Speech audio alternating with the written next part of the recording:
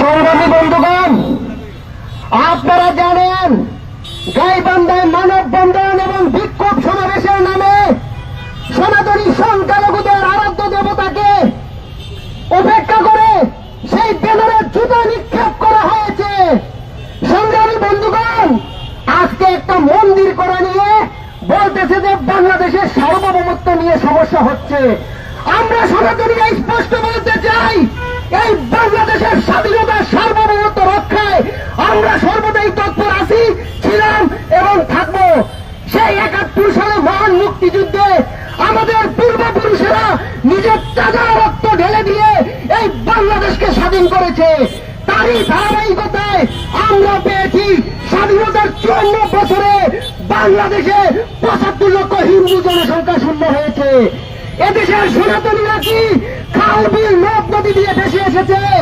আমরা জানি এদেশের সনাতনীদের ১১ লক্ষ একর জমি দখল করা হয়েছে। সংগ্রামী বন্ধুগণ, যেই জমির বর্তমান বাজার মূল্য ৩০ থেকে ৩৫ লক্ষ কোটি টাকা। যদি আমরা ১.৫ থেকে ২ কোটি সনাতনী ধরে হিসেব করি, তাহলে প্রত্যেক সনাতনী ১৮ থেকে ২০ লক্ষ টাকার মালিক। একটা পরিবারে যদি ৪ জন থেকে ৫ জন সদস্য হয়, তাহলে তারা ১ কোটি টাকার মালিক। এদেশের কোন সনাতনীরা পদ্মা মেঘনা যমুনার জলে বেশি আসে নাই। সংগ্রামী বন্ধুগণ, আমরা দেখি সরকার আসে সরকার যায়, কিন্তু এদেশের সনাতনীদের ভাগ্য কখনো পরিবর্তন হয় না। এদেশের সনাতনী সংখ্যালঘুরা সর্বদাই নির্যাতিত এবং নিপীড়িত আছেন। আমি বলতে চাই, কিছুদিন আগে ধর্মমন্ত্রী বলেছেন এদেশে যদি সনাতনী সংখ্যালঘুদের উপর নির্যাতন হয় তাহলে তিনি মন্ত্রিত্ব ছেড়ে দিবেন।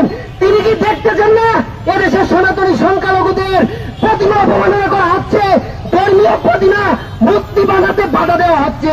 একটা মানুষের যে স্বাধীনতা সার্বভৌমত্ব ধর্মীয় অধিকার তা সম্পূর্ণভাবে হরণ করা হচ্ছে দেশের সনাতনীদের।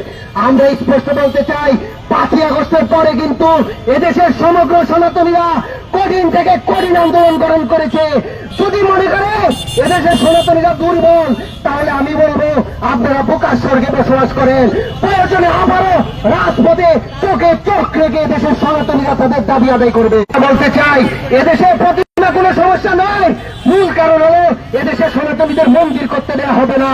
তারা যে সকল লজিক দিচ্ছে যে মূর্তি থাকবে মন্দিরের ভিতরে, মূর্তি আকাশে কেন? আরে ভাই, এই জমিটা যান, এই আকাশের উপর দিকে তারি, সে তার মন্দিরের ভিতরে যদি প্রতিমা তৈরি করে তাহলে কেন সমস্যা? এই দেশে আজকে এমন একটা পর্যায়ে পৌঁছেছে সনাতনীরা তাদের প্রতিমা করতে পারছে না। কিছুদিন পর বলবে আপনারা র্যালি করতে পারবেন না, কিছুদিন পর বলবে আপনারা পূজা করতে পারবেন না। আজকে বাংলাদেশ সনাতন মহাসংঘ এবং সম্মিলিত সনাতনী জাগরণ জোটের পক্ষ থেকে একটা স্পষ্ট বার্তা দিতে যাচ্ছি, তারেক রহমান ক্ষমতায় আসার পরে কিন্তু বাংলাদেশে অনেক বিশৃঙ্খল ঘটনা ঘটেছে। আমরা চুপ ছিলাম, কারণ তিনি বাংলাদেশের সবচেয়ে খারাপ সময়ে সরকার ক্ষমতা দায়িত্ব গ্রহণ করেছেন।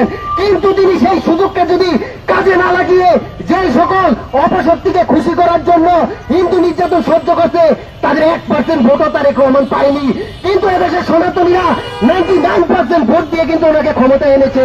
আমরা বলতে চাই, যে সকল ব্যক্তিরা আমাদের ধর্ম ভঙ্গ করে ভিডিও ফুটেজ থেকে